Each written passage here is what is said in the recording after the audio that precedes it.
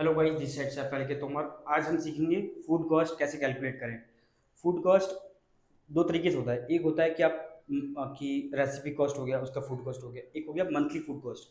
Basically कि आपने जो सेल की है, जो आपने फूड सेल की है, उस पर कितना खर्चा हुआ है, कितनी लागत लगी है, उसको बोलते हैं फूड कॉस्ट। उसका एक बेसिक फॉर्मूला है, वो है opening stock plus purchase minus closing stock divided by food sale into 100। उससे क्या होगा, परसेंटेज में आ जाएगा। अब क्या करोगे, दूसरा तरीका कि कितना अमाउंट आ रहा है। एक तो हो गया परसेंटेज में, एक हो गया अमाउंट कितना आ रहा है कि मेरा कितनी लागत लगी है उस सेल पे। तो आप क्या करोगे, total opening stock plus purchase का अमाउंट माइनस क्लोजिंग स्टॉक का अमाउंट, ये हो गया आपका परचेज टोटल। ठीक है, उसके बाद आप माइनस करोगे फूड सेल से, वो आ गया आपका कंजप्शन। ठीक है, तो एक तो ये हो गया। ठीक है, उसके बाद आता है कि अब आप इसको कैलकुलेट कैसे करोगे फूड कॉस्ट को। तो आपको सबसे पहले समझना होगा कि आपका परचेस क्या हुआ है, कि कितने अमाउंट का हुआ है, कितने का हुआ है। ठीक है, जिसमें आप क्या क्या आप आइटम मंगाते हो, पेरिसेबल में क्या क्या है, चाहे वेजिटेबल है, डेयरी है, बुचरी है, किस टाइप के आप आइटम्स ऑर्डर करते हो। आपके रेस्टोरेंट में आप मेन्यू के हिसाब से क्या क्या आइटम लगता है, डेली, वीकली, मंथली, वैसे उस हिसाब से आपने इसकी लिस्ट बना रखी है कि कितने का परचेस हुआ है। ये लिस्ट हो गया आपके पास। उसके बाद इनका स्टॉक हो गया, closing stock plus opening stock. ठीक है, सेल, सेल क्या बेसिकली, अगर जैसे आपका रेस्टोरेंट है जहाँ पे सिर्फ फूड ही फूड है, तो फिर ठीक है, फूड सेल हो गया।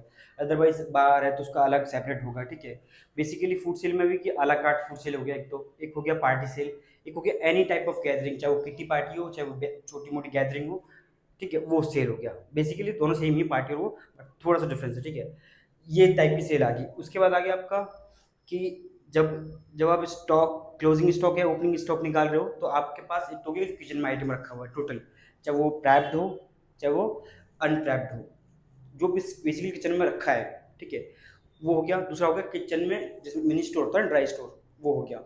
एक हो गया मीजा, उसका आपको निकाल के रखना है। दूसरा हो गया आपका ड्राई स्टोर क्या क्या है, इनका आपको बैलेंस लिखना होगा, उसकी कॉस्टिंग निकालनी होगी।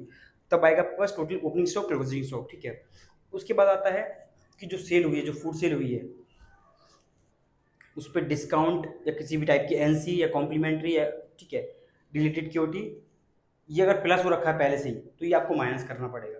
माइनस हो रखा है तो कोई दिक्कत ही नहीं है, फिर तो आपको करना ही नहीं है। ठीक है, उसके बाद आता है स्पॉइलेज ऑफ वेस्टेज, ये भी आपको उसमें जोड़ना होगा। उसके बाद ही फूड कॉस्ट आएगा, क्योंकि वो भी तो इसी चीज़ से गया है। बट इसका भी परसेंटेज आपको निकालना पड़ेगा। ये वीडियो मैंने बना रखी है, वो आप देख सकते हो। अब आपको समझ में आ गया कि ये सारी चीज़ें हैं, फिर आपको ये फॉर्मूला लगाना है basically, opening stock plus purchase minus closing stock divide by food sale into 100। ये एक बेसिक हो गया, ये मंथली कॉस्ट का है, basically monthly food cost calculate करने का तरीका है। Thank you for watching.